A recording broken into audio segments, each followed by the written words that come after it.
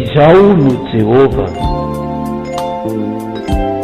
izay mamela ny elokao rehetra, izay manasitrana ny aretinao rehetra. Fotoana izay amankin'Andriamanitra manokana ny marary sy ny ankonana misy ny tsy salama, ny fandaharana. Izao no Jehova.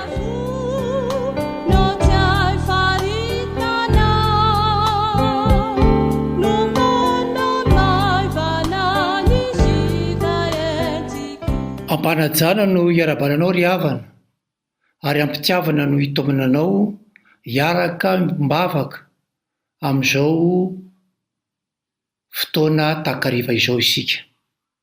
Dia ho ampitomboana aminao sy ny ankonanao anie ny fahasoavana mampiadanana avy amin'Andriamanitra raintsika sy Jesosy Kristy Tompo sy mpamonjy antsika. Ny Salamo 8:30, ny 9:1 no andeha rahantsika mamaky anomboantsika ny fotoana. Salamo 8:30, ny 9:1. Itika teny ombonana no hamakiko izany amin'ny anaran'i Jesosy. Tompo, nandinika ianao, ka fantatrao avokoa ny momba ahy. Fantatrao na mipetraka na mitsangana. Ela be mialoha dia efa tsinjonao ny hevitro, voadinikao aho na mamindra na miato. Ary tsy misy miafina aminao ny lalaka-lehako. Tsy mbola eo ambavako akory ny teny lazaiko, dia indro efa fantatrao avokoa Tompo. Voambombanao aho na eo aloha na eo ivoho. Ny fiarovanao no apetraka ao amiko, mahagaga loatra amiko ny fahalalànao ahy. Avo tokoa izany ka tsy takatro velively. Amen. Ivavaka isika. Andriamanitra rainay io, izany tokoa no zava-dehibe ambaran'ny teninao. Nampitolagaga ny Davida mpanjaka, ianao ilay Andriamanitra izay mahafantatra ny zavatra rehetra.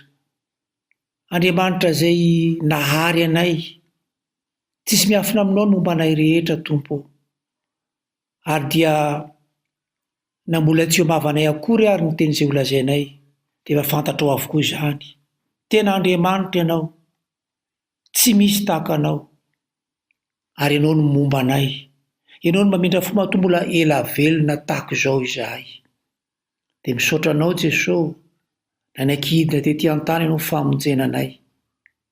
Ary tsy vitan'izany fa mbola nomenao ny fanahinao masina, ka tonga ny fotoam-bavaka tahaka izao ho anitra kasitrahanao Andriamanitra. Ko dia amin'ny anaranao Jesosy no vanay ny vavaka sy angatanay ny fitahim-pahasoavana rehetra. Amen. Ny andraisantsika ny fampaherezana amin'izao takariva izao ry havana, dia arak'izay voasoratra ao amin'ny bokin'ny Jenezy. Jenezy toko 20 ka ny 9 ka hatramin'ny 15 no iarahantsika mamaky.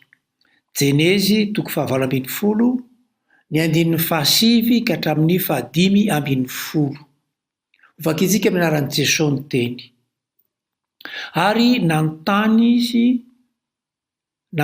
izy telo lahy hoe, aiza i Sara vadinao? Ka hoy ny navaliny azy, indro ao anday izy. Dia nilaza ny iray tamin'ny vahiny hoe, iverina eto aminao aho amin'ny herintaona toy izao, ka hitera-dahy i Sara vadinao. I Sara nefa tamin'izay dia nieno tao am-baravaran'ny tranolay, tao an-damosiny Abrahama. Samy antitra i Abrahama sy Sara, fa samy nandroso taona. Ary Sara dia efa nitsahatra tamin'ny fahadim-bolana. Koa niome anakampo i Sara nanao hoe, dia mbola hisy fahafinaretana ho ahy ve amin'izao fahanteraka izao sady efa antitra koa ny vadiko? Dia hoy ny Tompo tamin'ny Abrahama, nahoana moa no miome i Sara? Nahoana izy no manao anakampo hoe, marina ve fa hiteraka tokoa ity izao efa antitra ity? Moa misy zavatra tsy hain'ny Tompo tanterahana ve? Koa rehefa miverina eto aminao aho amin'ny herintaona toy izao, dia ananjanaka lahy Sara. Fa nandalo ny tahotra Sara ka nanao hoe tsy niome aho. Io kosa ny tompo hoe tsia fa niomea ianao. Amen. Ny andininy faefatra ambin'ny folo averitsika vakina. Zao ny voasoratra: moa misy zavatra tsy hain'ny tompo tanterahina ve? Moa misy zavatra tsy hain'ny tompo tanterahina ve? Manambara inona moa zany fehezanteny izany? Zany fehezanteny izany dia manambara ny herin'Andriamanitra ry havana. Ary dia izay ny foto-kevitry ny hafatra amin'ity tolakandro ity, manambara ny herin'ny Andriamanitra. Voalohany, izy Andriamanitra no mpahary. Ary faharoa, mahafantatra ny apotsiny laoka Andriamanitra. Manambara ny herin'ny Andriamanitra tointsika voalohany, izy no mpahary. Jenesy 7:10 vakitsika averina ny andininy 10. Amin'ny aran'i Jesosy, dia nilaza ny iray tamin'ny vahiny hoe iverina eto aminao aho amin'ny heritaona toy izao ka iterada i Sara vadinao. Iterada i Sara vadinao. Andriamanitra no mpahary izao tontolo izao ry havana. Ary miainga tamin'ny tsy misy izany famoronan'Andriamanitra izany. Izao no voasoratra raha mijery ny Jenesy isika toko voalohany. Jenesy toko voalohany, ny andininy 2 dia izao no vaky ny tena amin'ny anaran'i Jesosy. Tamin'ny fiandohana fony Andriamanitra nahary ny lanitra sy ny tany dia tsy nisy endriny sady foana ny tany fa ny aizona no nandrakotra ny lalina. Ary ny fanahin'Andriamanitra no nanomba tambonin'ny rano. Foana ny tany, tsy nisy ninina raha namorona izao tontolo izao Andriamanitra. Fahariana no nataon'Andriamanitra. Ary izy ihany no mahavita izany.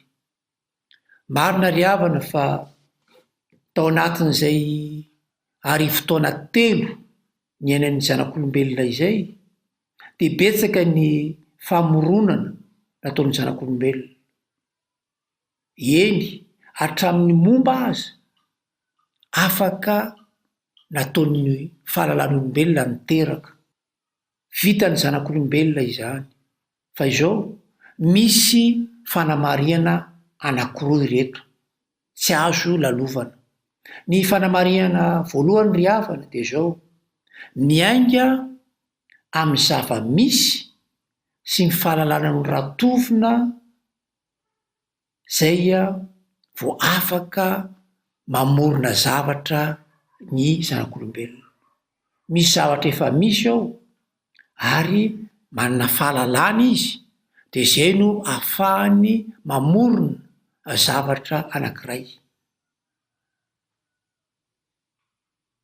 Ny momba dia afaka miteraka amin'izao vanim-potoana iainantsika izao rehefa manao ilay atao hoe FIV na fécondation in vitro. Afaka miteraka ny momba.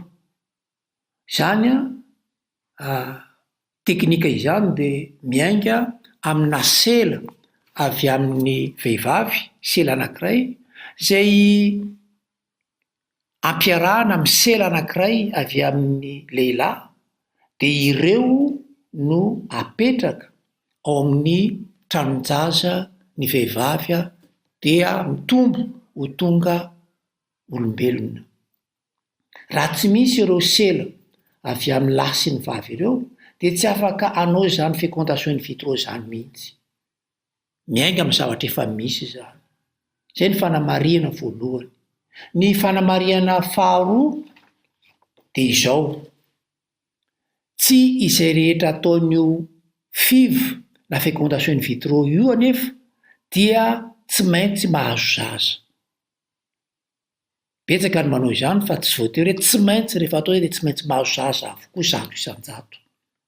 Ny atontanisa dia manambara fa any amin'ny tany tena mandroso dia eo amin'ny 520 faingo isan-jato ny vehivavy na ny mpivady anaovana nyity fiva ity na fécondation in vitro ity no afaka miteraka rehefa afaka 7 volana.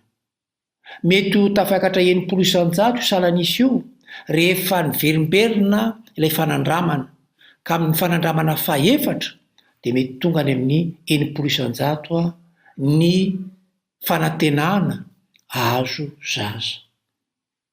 Raha avy amin'ilay vehivavy momba no nandraisana ilay selana vehivavy zany ho anaovana an'ilay fiva dia noferana eo amin'ny 17 taona eo raha farafa lehibe indrindra ilay vehivavy no afaka anaovana izay. Fa raha toa kosa ka sela avy amin'ny olon-kafa, zany hoe fanomezana avy amin'ny olon-kafa anaovana an'ilay fécondation in vitro dia hatrany amin'ny 20 taona any mbola afaka atao ilay fécondation in vitro. Eto zany dia reto fanamariana roa reto dia mampisongadina fa tsy misy olombelona afaka mamorona olombelona tahaka azy, ary voafetra ilay fahalalany sy ny azony atao.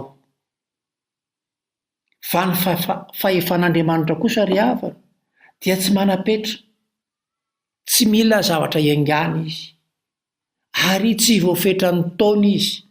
Hitantsika eto efa 100 taona i Abrahama, efa 70 taona i Sara. Sarotra ho anna fiva na fécondation in vitro izany. Fahefan'Andriamanitra ny famoronana, izy tokoa ry havana no mpahary. Ny teny fotsin'Andriamanitra dia ny toe-jaza i Sara. Ny teny izy hoy izy hoe amin'ny herintaona tahaka izao dia hiverina aho ka hiterada i Sara vadinao. Izay nambariny tamin'ny Abrahama. Raha ny vaovao mahafaly no jerentsika dia nasehon'i Jesosy niharihary zany Mahandriamanitra mpahary azy zany. Nasehon'i Jesosy zany ry havana teo anatrehan'ireo fahafatesana 3 voasoratra ao amin'ny vaovao mahafaly dia teny tokana no nataon'i Jesosy, teny tokana anafoanana ny herin'ny fahafatesana sy anomezana aina vaovao indray, fahariana vaovao Andriamanitra mpahary. Hitantsika tao ilay amin'ny filazantsara na vaovao mahafaly, ny zanakavavyn'ilay mpitondra tena izay taonaina, ny teny Jesosy dia velona razazalahy, velona ny aina. Ilay zanakavaviny lehibe ny sinagoga, ny zanakavaviny Jairo, ny teny Jesosy dia niverina ny aina. Ny anadany Marta sy Maria, i Lazara, ny antso tamin'ny feo mahery Jesosy dia nivoaka ny fasana Lazara. Ny fahariana ataon'Andriamanitra ry havana dia fanehoany ny heriny. Faharoa itsika, ny fanehoan'Andriamanitra zany heriny zany koa dia ny fahafantaran'Andriamanitra ny ao am-potsimloaka ny olona tsirairay. Fantatr'Andriamanitra ny ao am-potsimloaka. Zao no voasoratra amin'ity Jenezy 12 ity, ny 9 fa 12 sy ny 13 nandehovaka itsika, averina amin'ny anaran'i Jesosy. Koa niome anakapo i Sara nanao hoe dia mbola izy fahafinaretana ho ahy ve amin'izao fahanterako izao sady efa antitra koa ny vadiko?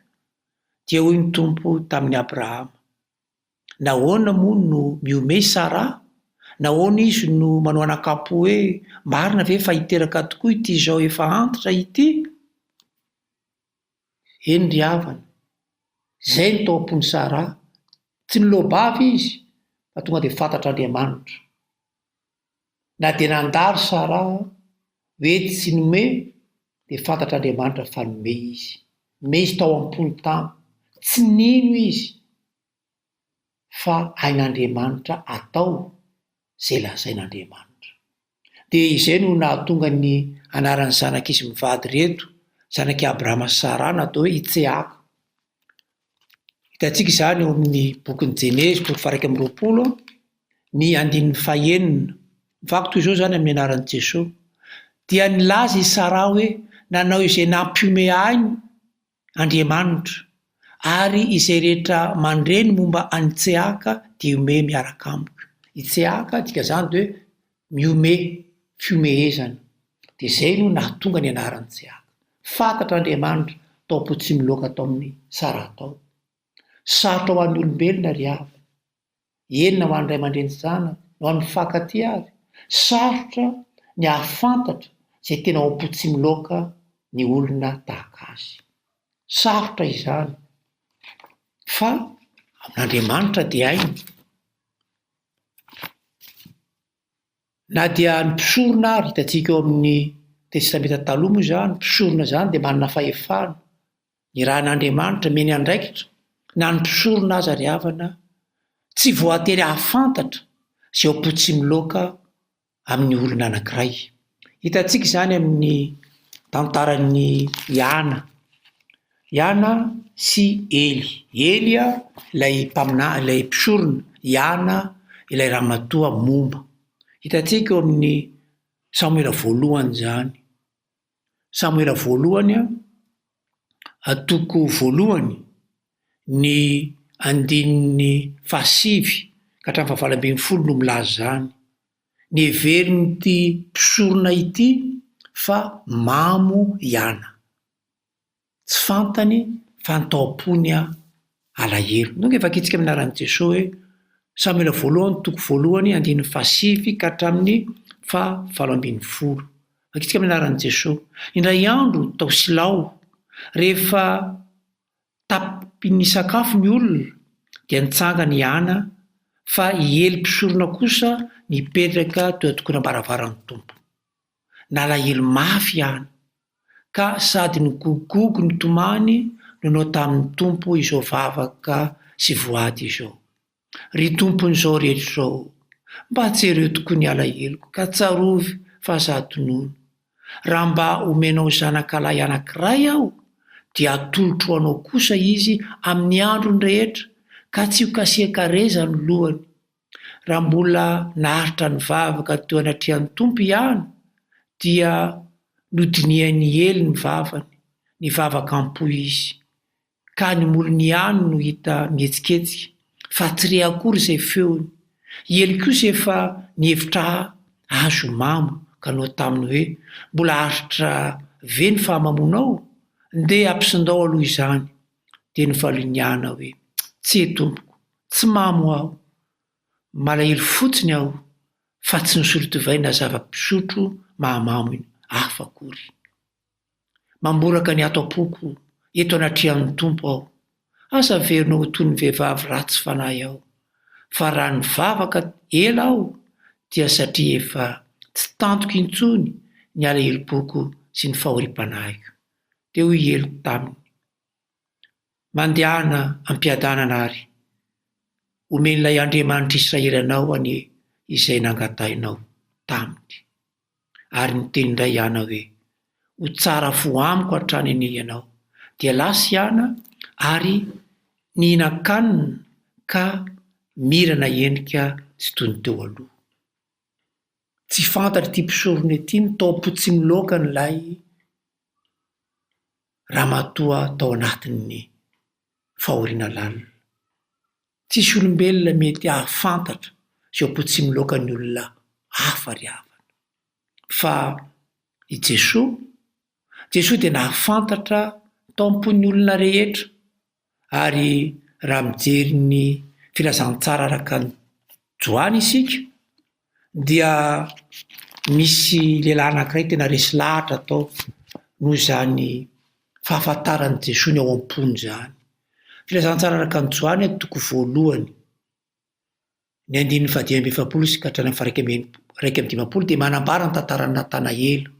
Natanaela ilay lazaina hoe Israelita tsy misy fitaka, mahafantatra tsara ny tantara rehetra ao amin'ny testamenta taloha, mahafantatra izay zavatra rehetra hitranga sy nino izany, ary dia nasany teny mihitsy hoe momba mety hisy zava-tsoa ve any Nazareta?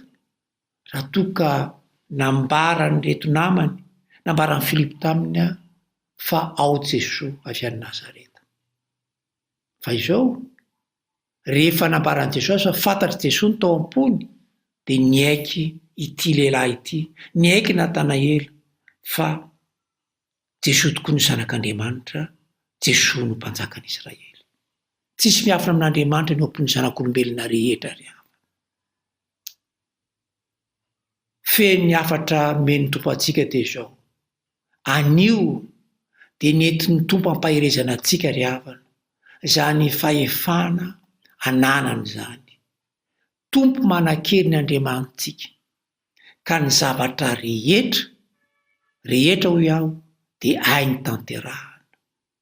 Io Andriamanitsika io dia pahary, ary mahafantatra izay ao am-pontsika lalina indrindra ao. Ahoana ary no ampiarantsika izany? Ahoana ny fampiarana novantsika azy amin'izao tolakandro izao? Andehantsika ry havana, anatona azy tompo Andriamanitsika amin'ny alalan'i Jesosy Kristy. Aza misalasala, tena anatona mponona isika. Izay rehetra taova ao anatintsika ao, inona taova, inona hitsoina azy, ka tsy miasa arak'izay tokony ho izy, dia hain'Andriamanitra ry havana ny mamerina izany amin'ny laoniny, satria afaka manao fahariana vaovao Andriamanitra. Izy no afaka mamerina amin'ny laoniny indray izay taova rehetra tsy mandeha amin'ny tokony ho izy ao anatintsika ao, ka miteraka ny aretina izay mahazo antsika izao na mahazo ny ankonantsika. Matoa manko misy ny aretina, dia misy taova tsy tomombana intsony ao. Andeha hoentsika eo amin'ny tompo Jesosy izany, fa voalaza fa izy no nitondra ny aretintsika rehetra. Fampiarana faharoa ry havana dia hoe maro tokoa ny etaeta, maro ny fanondriana lalina izay ao am-pontsika ao. Tsy ambara-makavana mihitsy ary ry havana, satria tena amin'ny voalaza hoe tena intime, tena hatsika ilay izy. Asa manao hoe tsy hitan'Andriamanitra izany. Raha mbola tsy niteny akory anie isika, dia efa hain'Andriamanitra izay ambarantsika. Izay nanomboantsika ny salamo teo, izay no lazain'i Davida tamin'ny salamo 8:30. Ahoana hoy Davida? Tsy mbola eo am-bavako akory ny teny ho lazaiko, dia indro efa fantatrao avokoa tompo. Mahagaga io Andriamanitsika io ry havana. Ka andeha ao ka sokafantsika ny fotsika, dia ampiditra azy ao amin'ny fiainantsika isika. Oka Jesosy anjaka ao anatin'ny fotsika ao, oka izy onona ao anatin'ny fotsika ry havana. Satria Jesosy tsy mba manilikiliky, Jesosy tsy mba manosim-potanana, niza niza, raisiny avokoa. Anatona azy isika. Mety izao tsika vao anatona azy, mety anavao fanoloran-tena isika, fa aza misalasala, miandry antsika Jesosy. Sokafo ny fotsika hidirany ry havana, oka anjaka feno ao izy, dia hitanao izany fiadanana, satria ilay Andriamanitra tompony fiadanana no ampandrosoanao ao anatin'ny fiainanao. Tianao ny tompo Jesosy, miantso anao izy, miantso antsika izy, koa tsy hisalasala tsika, andeha anatona azy. Amen. Ivavaka isika. Jesosy tsy miafina aminao tokoa ny aretina mianjady aminay na amin'ny ankonanay. Hitanao avokoa ireny, miaraka amin'ny tebiteby, tsy fahitan-tory, ny fanaintainana, ny fery maro samihafa. Maro ny taova tsy miasa atao anatin'ity tenana ity. Hoentina eo aminao izany Jesosy. Afaka manao fahariana vaovao ianao. Avozy ny mpanomponao, izay manatona anao tokoa amin'ny fo toritory sy mangorakora. Miantso anao satria ho any amiza tokoa moa zahay. ianao no manana ny teny fiainana, ianao ny mpamonjy. Vonjay zay amin'izao aretina mahazo anay izao, mitenena teny tokana Jesosy dia ho sitrana izay. Ary mihoatra lavitra noho izany Tompo, ny angatahanay dia ny antsakanao amin'ny fiainanay, sokafanay midanadana ny fonay Jesosy, midira ary manjaka, dia tena napaka atao anatinay tokoa ny fiadananao, ilay fiadanana tsy mety ritra. Dia amin'ny anaranao Jesosy no vana izany vavaka izany. Amen. Sodran'Andriamanitra isika ry havana, ny fahanany tamin'ny alalan'ny teniny, nampahireziny ary nampahitany ny voninahiny. Manasitrana ny Tompo aza miherikerika, miasa izy na andro na alina, ary manana ny fotoanany matokia. Manasitrana anao Jesosy. Raiso ny tsodrano ary izay tononona amin'ny anaran'ilay Tompo Andriamanitsika. Andriamanitra anome mitafotafo izay ilainareo araka ny arena enim-boninahitra tolony eo amin'ny Kristy Jesosy. Ho an'ilay Andriamanitra sady raintsika ny voninahitra mandrakizay. Amen.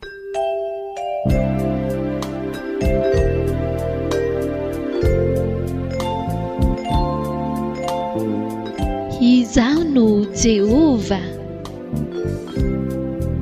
Fandaharan'ny radio vaovao Mahasoa, iandreketan'ny mpanompon'Andriamanitra, Rajaona Pascal Lamivady.